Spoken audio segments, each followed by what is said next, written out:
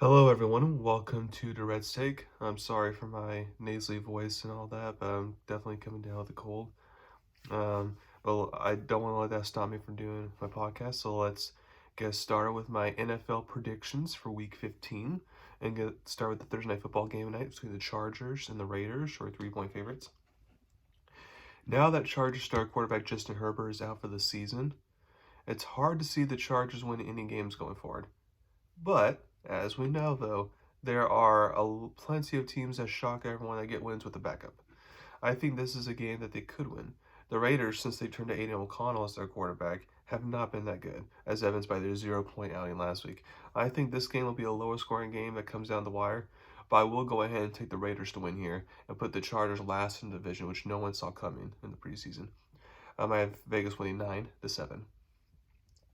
Then we got a couple Saturday games, which I actually like. I think it's cool. Um, we get the Vikings versus the Bengals for 3.5-point favorites. Uh, a year ago, the Vikings were down by 33 points at home and came back and won. Will we see something like that again this time around? The answer is no, since the Vikings offensive line is going through some injury issues. And also, Nick Mullins is making his first career start since his 49er days. So, Bengals quarterback Jake Browning did get dinged up last week. So if he can go this week and it's just fine, then I like the Bengals.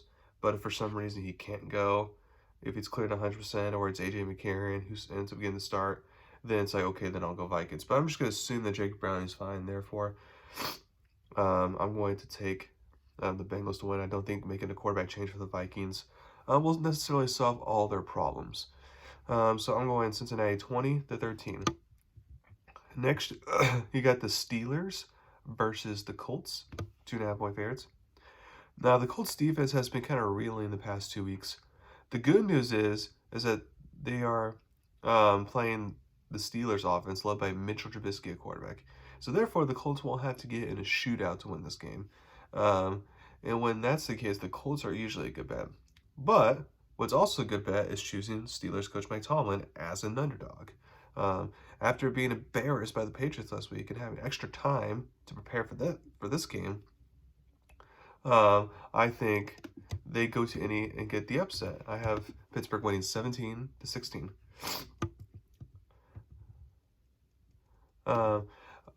Next, you got the Broncos versus the Lions, who are 5-point favorites. A lot of people like the Lions in this game since they are at home and they got embarrassed last week, so they want to, play better. So I can see why they're favored in this game, obviously. But on the other hand, the Lions defense stinks, and the Broncos could easily take advantage of that. Then on the other hand, Goff has been having a turnover issue lately, and since the Broncos defense is great at forcing turnovers, I feel the turnover battle will be the difference in this game. Bronco country continues to ride. I have Denver winning 27-23. Okay, now for Sunday games, we got the Jets versus the Dolphins, or 8.5-point favorites. This matchup suddenly has more intrigue than it did just 2 weeks ago. Jets quarterback Zach Wilson played his best game last week. Now, the problem is his amount of good games in a row doesn't last long. But if he continues to be in a rhythm, then they can score enough points on offense to be within reach. Then on the other side, the Dolphins center Connor Williams tore his ACL, so he's out for the year. And they had two other offensive linemen, like left tackle Teron Armstead, and then Wynn, one of their guards, out last week. So if one of them can return, then that'll help. I mean, I don't expect both to return. If both return, that could be nice, obviously, but at least one of them could return, that'll help on the offensive line to a degree.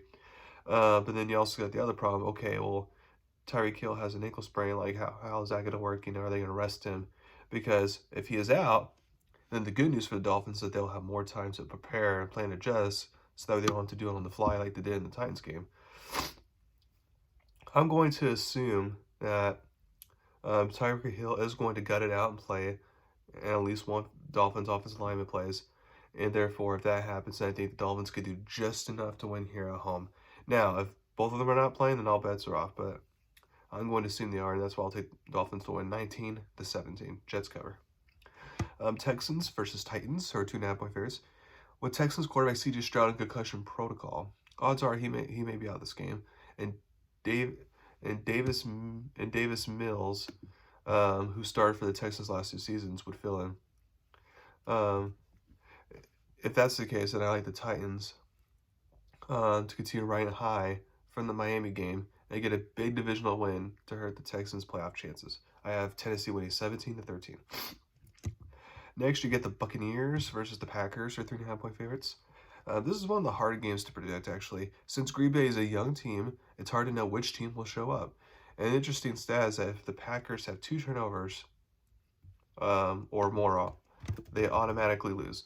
If it's 1 or none, then they win most of the time. So the Buccaneers defense is good at forcing turnovers, but being back at home, having a home warm weather team face a cold weather team, I think the Packers will bounce back and keep themselves ahead in that playoff race. Have Green Bay winning 21-16.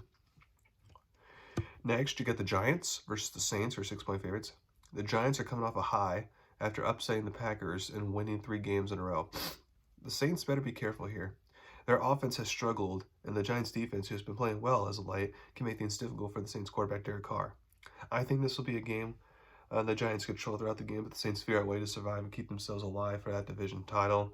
I have Saints winning 17-16, and definitely Giants cover there. Falcons versus 3-point favorites versus Panthers.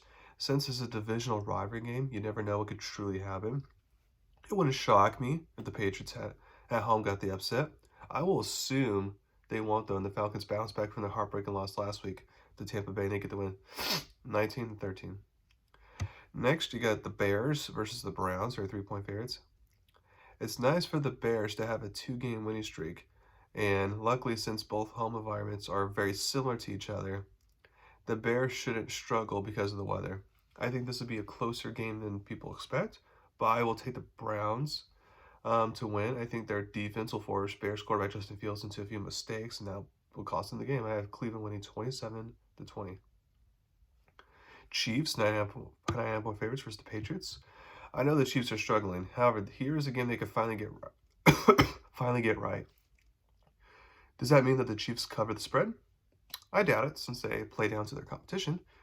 But the Chiefs end up getting the win to maintain their division lead for now. I have the Chiefs winning 14-6. 49ers, 13.5-point favorites versus the Cardinals. It's too bad the Cardinals' bye week did not come a week after they play the 49ers, because that's when they could really use it. But the 49ers' offense will continue to be dominant, so it's just a matter of whether can Arizona at least cover the spread or not. I am going to go on a limb saying they won't. I have San Francisco winning 34-16. Next, you got the Commanders versus the Rams, or 7-point favorites. I know it stings for Rams fans to lose to the Ravens last week in epic fashion. The good news is they get a good game to get a win, to get themselves back on the right track in the playoff race. I think coming off a bye for the Commanders will help, and they'll definitely score some points to keep it interesting. But the Rams' offense will be too much for one of the worst defenses in the league. I have Rams winning 31-23. Next, you got the Cowboys versus the Bills, 2.5-point favorites. It's hard to pick against the Cowboys right now. However, I just don't believe that they will win their final 4 games to basically end the season on a 9-game winning streak.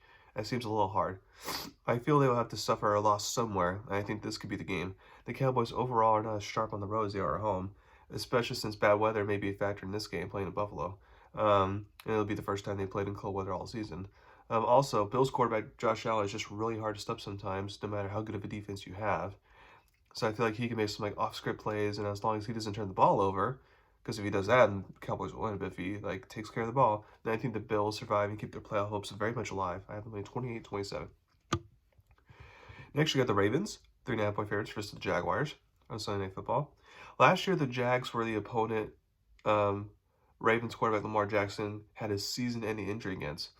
So hopefully that will not be the case this time. Since the Jaguars' defense has been struggling, I think Jackson will lead his offense to be more productive once again. The question is, can the Jaguars' offense keep up? Since the Ravens, as of late, are having trouble putting teams away, and they have some injuries in the secondary, I think Jaguars could keep it, within one possession, but I do think the Ravens get another win to inch closer to get that number 1 seed in the AFC. I have them winning 31-23. Last but not least, Monday Night Football, you got the Eagles, 4-point favorites versus the Seahawks. The Eagles are lucky that they get a Seattle team that's coming off on losing 5 of their last 6 games. The problem is, I don't think the Eagles are going to take advantage and dominate like they should.